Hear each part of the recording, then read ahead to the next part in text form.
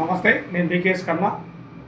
జగ్గయ్యపేట నియోజకవర్గంలో గతంలో నేను చెప్పిన విధంగా వైసీపీకి తెలుగుదేశానికి అవినాభావ సంబంధాలు ఉన్నాయి అంటానికి నేను గతంలో బిఆర్ నాయుడు గారు, తన్నీరు నాగేశ్వరరావు గారు అనే YCP Jaggayyapeta in charge BR Naidu గారి మీద పోలీస్ స్టేషన్లో లేడీస్ విషయంలో ఒక కంప్లైంట్ ఇచ్చాడు.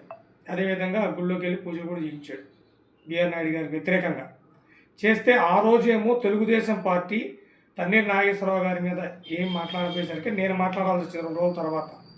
అదేవిధంగా ఈరోజు తెలుగుదేశం పార్టీ తిరుమలగిరి దేవస్థానం చైర్మన్ కరెక్ట్ కాదు అని చెప్పి వైసీపీ అఫీషియల్ సోషల్ మీడియా, అదేవిధంగా సాక్షి పేపర్లో ఒక ఆర్టికల్ వచ్చింది. అంటే ఒక ఇచ్చి దాన్ని వైసీపీ ఇన్ఛార్జ్ తన్నీరు నాగేశ్వరరావు గారు దాని గురించి ఖండించారు.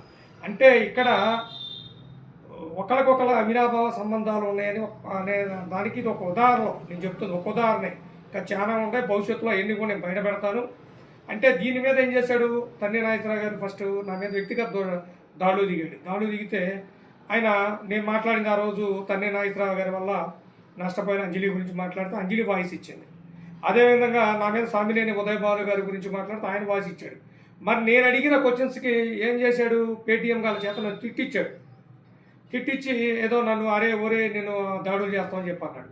దీనేమి భారతీయ కాపు సేన లెక్క చేయదు. పీకేఎస్ అనేది ప్రజల పక్షాన్ని నిలబడుద్ది. ఏ నియోజకవర్గంలో తప్పు జరిగిన నిలదీస్తుందని చెప్పి తెలియజేస్తాను. ఇప్పటికైనా తెలుసుకోండి, ఇరు పార్టీల్లో ఉన్న నాయకులారా, కార్యకర్తలారా, మీ యొక్క కృషితో, మీ యొక్క పట్టుదలతో ఈ పార్టీలు మనుగడ సాధిస్తాయి. కానీ ఇక్కడ వచ్చేసరికి ఏమవుతుంది, మ్యూచువల్ అండర్స్టాండింగ్.